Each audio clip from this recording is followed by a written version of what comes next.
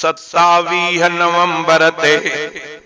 सब 27 नवंबर ते हलो लाड़काने ले तैयार थियो हलो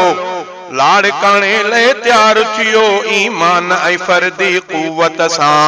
ईमान ऐं फर्दी कुव्वत सां दुश्मन जे दिलनि ते वार कयो दुश्मन जे दिलनि ते वार कयो सब 27 नवंबर ते सब 27 नवंबर ते हलो लाड़काने ले तैयार थियो हलो लाड़काने ले तैयार थियो ईमान ऐं फर्दी कुव्वत सां ईमान ऐं फर्दी कुव्वत सां दुश्मन जे दिलनि ते वार कयो दुश्मन जे दिलनि ते वार कयो सब 27 नवंबर ते सब 27 ओ ऐलान अकाइद सिंध कयो अचो सारा जोधा आहे चयो ऐलान अकाइद सिंध कयो अचो सारा जोधा आहे चयो लब्बैक चई पंज कायद के लब्बैक चई पंज कायद के सब हिम्मत सां होशियार थियो सब हिम्मत सां होशियार थियो 27 नवंबर ते सब 27 नवंबर ते हलो लाड़काने ले तैयार थियो हलो लाड़काने ले तैयार थियो ईमान ऐं फर्दी कुव्वत सां ईमान ऐं फर्दी कुव्वत सां दुश्मन जे दिलनि ते वार कयो दुश्मन जे दिलनि ते वार कयो सब 27 नवंबर ते सब 27 ओ हयो बाग शहीद सिंध जिते आहे पुजणो पाण सभिन खे उते हयो बाग शहीद सिंध जिते आहे पुजणो पाण सभिन खे उते गुलशन में शहीद खालिद जे गुलशन में शहीद खालिद जे सब पहुंची वफा में पार थियो सब पहुंची वफा में पार थियो सब 27 नवंबर ते सब 27 नवंबर ते हलो लाड़काने ले तैयार थियो ईमान ऐं फर्दी कुव्वत सां ईमान ऐं फर्दी कुव्वत सां दुश्मन जे दिलनि ते वार कयो दुश्मन जे दिलनि ते वार कयो सब 27 नवंबर ते सब 27 ओ ज़िले लाड़काने जे क़यादत भी ज़िले लाड़काने जी क़यादत भी इंतजार में आहे अवां जे ज़िले लाड़काने जी क़यादत भी इंतजार में आहे अवां जे भरपूर नमूने शिरकत सां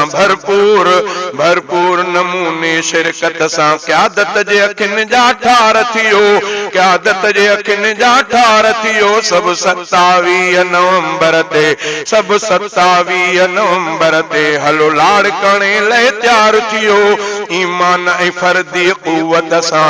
ईमान ऐं फर्दी कुव्वत सां दुश्मन जे दिलनि ते वार कयो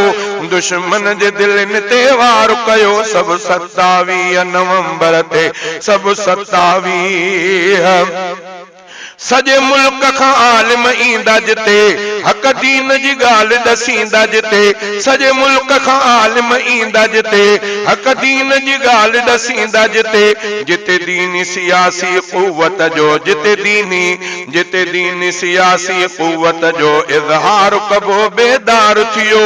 इज़हार कबो बेदार थियो सब 27 नवंबर ते हलो लाड़काने ले तैयार थियो हलो लाड़काने ले तैयार थियो ईमान ऐं फर्दी कुव्वत सां ईमान ऐं फर्दी कुव्वत सां दुश्मन जे दिलनि ते वार कयो सब 27 नवंबर ते ओ मेहमान मिठो मौलाना जिते थींदो पहुचो सभई परवाना उते मेहमान मिठो मौलाना जिते थींदो पहुचो सभई परवाना उते दीदार बहादुर कायद जो दीदार बहादुर कायद जो करे खुशियुनि सां सरशार थियो करे खुशियुनि सां सरशार थियो सब 27 नवंबर ते सब 27 नवंबर ते हलो लाड़काने ले तैयार थियो ईमान ऐं फर्दी क़ुव्वत सां दुश्मन जे दिलनि ते वार कयो। सब 27 नवंबर ते सब 27